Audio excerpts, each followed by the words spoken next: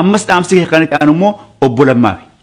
Obbo Lammaan amaanaa uummanni Oromoo natti kennateen baadhadhee deemaa jedhe. Akka namaatti gadi bahee waa tokko hin jedhu Gujii fi Wallaggaa fi Gujitti komaandi poostii kan labsame tokko isa kalabsiisee jecha erga callisee he is in innis deeggaraa jira jechaadha Lammaanis. Okay? Komaandi poostii kan irraa kaasaa uummata Oromoo irraa. Yoo dhugumatti makalaakaa ministeeriidhaa beekan inumaatu dubbiin kun Abiyyi miti si laallattiyyuu ati makalaakaa ministeeriidha ati beek namni waraana kana asii gadi guuree geessee ilmaan Oromoo ficcisiisaa jiru tokko si that's you.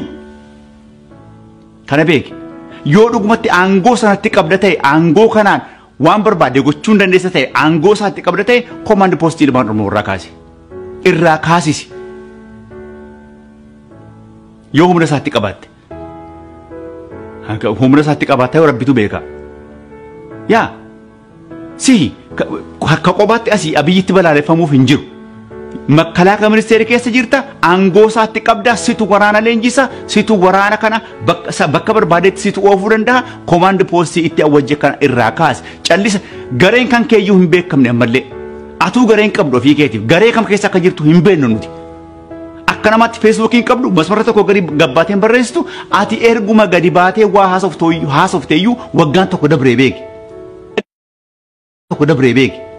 gadi bahii itti haasa'e. Dubbadhu gadi bahee. Okay? Yookiin callistee taa'uun deeggaraa jirtaa jechuudha. Komaandi poostii san situ iyyuu goosisaa jechaadha. Sirraa achi hin qabnu. Siifanne gaa dadhabne sii galee. Har'a bor waa gadi baatee waa jetta jenne dadhabne si eegne waa tokko wanti jettu tokko illee hin jiru. Waraannati hooggantu sun immoo kun achi ilmaan Oromoo kana laga keessatti fixaa jira jecha. Yaa. Akkuma jedhame sana sabboonummaa fi oromummaa balleessaa deemtu yoo ta'e immoo ganuma laalaga sabboonummaanis hin badu oromummaanis immoo hin badu abadan haga qabsaa'ootiin ilmaan Oromoo ilaal isin sila akka mootummaan kun sila akka barbaadutti ilmaan Oromoodhaa seenaa dhabsiisuu goota dhabsiisuu barbaadaniiti nuti garuu seenaan keenya kaleessas ilmaan Oromoo seenaa qabu har'as seenaa qabu borlee seenaa qabu kaleessa Oromoon goota qabdi har'as goota qabdi borlee goota qabaati goota akka marroofaa kan immoo Generation amma jirru kana keessatti isaan tuluu biqilee jechuudha. Marroon faan gollichi faan goota nuti qabnu. Sabni biyyi goota hin qabne biyya miti. Sabni goota hin qabne saba miti. Saba amma generation jirru kana keessatti marroo fi gollichi goota keenya. Akkuma nu dheengadda jedhee lubbuun dhiiraa billiqa guyyaa baatuun beekan jedhan guyyaan itti du'uun beekuun ma du'an bakka namatti gaafa isaan du'an garuu akka namaatti geessine bakka namni awwaalamutti awwaalamiti jira kan.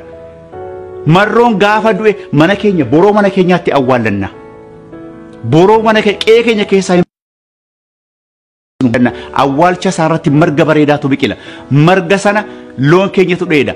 Aannan loonii sana ijoollee keenya dhuga gootummaan achi keessaa wal arga. Nuti goota hin dhabnu Oromoon goota dhabaattee numan jiran egaa kana booda abadan. Isin goota nuti qabnu kana dhabamsiiftaniitu silaa magaalaa keessa deemtanii nama harkaa waan qabne waan barbaadan gochuudha. Oromoo dhagaye. Adurree fi sareetu mana keessatti wal lolee jedhan. Sareetu adurree kana komata.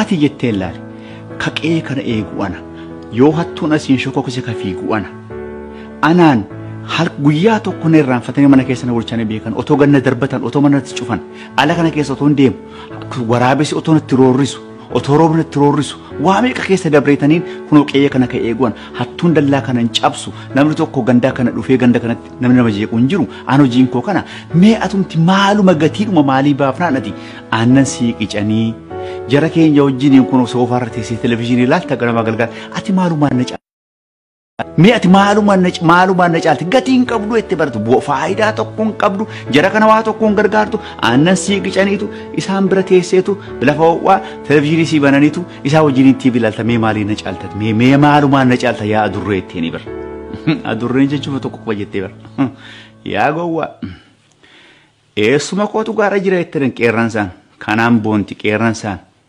nama siifin qabsaasiin jedhe siifin du'a jedhe nama daga keessa dhaabatu bira dhaabbadhu. Gaafa roorroon sitti jabaattee harkaa waan qabattee dhiiftu gaafa wallaaltu abaluudhaan sitti waama jettee nama qabaachuu qabda yaa Oromoo. Goota kan kee ofirraan fageessi goonni kan kee shiftaadhuma jedhame sanayyuu maaliif hin ta'in qeekee keessa haa jiraatu irriba nagaan bulta.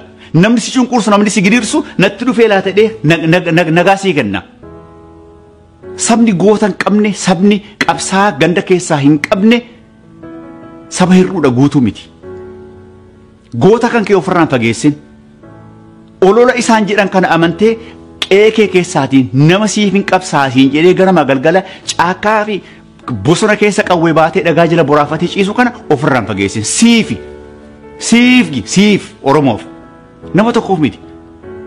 Marroonfaan goollichifaan gootowwan ilmaan Oromoo zamana kana jiranidha. Oromoo kana beeki. Kanaaf Oromiyaan inni bilisoomti. Bilisummaan uummata Oromoo immoo dhawaatuma isin ilmaan Oromootti gidirsitanii ilmaan Oromoo fixxan kana bilisummaan uummata Oromoo achas dhiyaachaadhuma deema. Inuma dhiyaatas Oromiyaanis nama bilisoomti immoo. Yaa bilisummaa 4 kiiloo sama baantan keessa bulchaa yookiin hooggantoota yookiin immoo mootii qofa otoo hin ta'in namni mana sana keessa achi haxaa'ullee ganaa Oromoo ta'uudhaaf ta'a. Ilaali yaa Oromoo wanni isaanitti amma akkasitti abashaan asii gadi sirkatti rarraatee aangoo sirratti qabduuf maaliif akka ta'e ni beekta. Ilaali mootummaa ati ijaarrachuu deemtutu mootummaa zalaalamaati. የኦሮሞ መንግስት ዘላለማዊ መንግስት ነው። ኦሮሞቱ አንጎ ኦሮሞራ ፉዴ ከራነጋ ወል ጅጅሩዳ ሞቱማን እቲ ዳበቹዳ deemtutu san mootummaan kan kee mootummaa zalaalamaati. mootummaa kee keessatti ኦሮሞቱ አንጎ ኦሮሞtti kenna. akka atachin geenyeef sirratti rarraanii gadi simicceeranii si qabaa jiru. dammaqi yaake dammaqi. otoo bilisummaan jiraatee sila finfinneen har'a finfinnee fi Dirreedawaa biyyuma kan kee bakkumatti dhalteetti guddatetti teebla irra sii kaa'anii hankeeti hankoo miti hankeeti hankoo muggutii kana keessa si galchanii jecha. Ilaali biyyuma kee biyyuma kee you own hankeeti biyya kee. Okay gaafati moo roorroon sitti jabaatee biyyi kun bar lafa keeyyatti gaafati finciluu barbaadde immoo qabeenya namaan tokkin qabeenya keenya maarreen godhi qabeenya namaan tokkin siin jedhanitu warrumti kan keenya moo siin jedhee qalbii cabsanii gatteessa jechaadha. Biyya kan keessi irraa saamanii dhufanii fooqii sirratti ijaarratanii qabeenya namaan tokkin jedhamte fooqii dhuma isaanii immoo deebitee eegdaati. Eegduudhuma fooqii isaanii immoo si godhanii immoo teessaati. Amma yoomitti amma ta'a dabraa hiraaruun Oromoon hidhamuu ajjeefamuu ka'uu du'uu kanumaa ga jireenyi kan kee akkasuma ta'e akkasitti jiraata yaa Oromoo. Cubbuudha kun. Kanaafuu itti yaaddadhu yaa Oromoo. Itti yaadi waan gootu kana itti yaadi. Ololumaan nama naggeeffatiin yaa Oromoo. Ani yoonin sitti kijibee yoonin agartee qabsoo kee kana dhiiga kee keessaati yoonin waa tokko barbaade awwaalcha kan qofa geessi qe'ee keessa. Qe'ee kee keessaati awwaalcha kiyyaa fageessi. Guyyaa tokko Oromoo hagan takka taakuu tokko achi dabarsee gurgureen beeku Oromoo. Guyyaa tokko Oromoonis waa natti kannattee hoo kanaan waan godhan jettee hin beeku. Kanaaf akka akkasitti siyaasa. Okay? Kanaaf falatti faladhu yaa Oromoo. Malatti maladhu. Malli kan keessi harka jira yaa Oromoo. Falli kan keessi harka jira. Teesseeruma naman eegin. Namni waa tokko si godhu hin jiru. Namni waa tokko si fira sin qabdu. Namni si bira dhaabbatee waa si godhu hin jiru. Addunyaa dhumti tokkollee dheengaddallee gaafati mootummaa ka duraan dabre sana gaafataniif eenyu namni tokko si bira sumatu lafaa ka'ee sumatu mootummaa kana ari'ee sumatu jara waraabessa kana dachirra kaa'ate. Ammas jabaadhu yaa Oromoo. Qalbiin isin hin cabin jabaadha. Oromiyaan bilisoomti. Oromiyaan bilisoomti ammallee irra deebi'a. Oromiyaan inuma bilisoomti. Enough to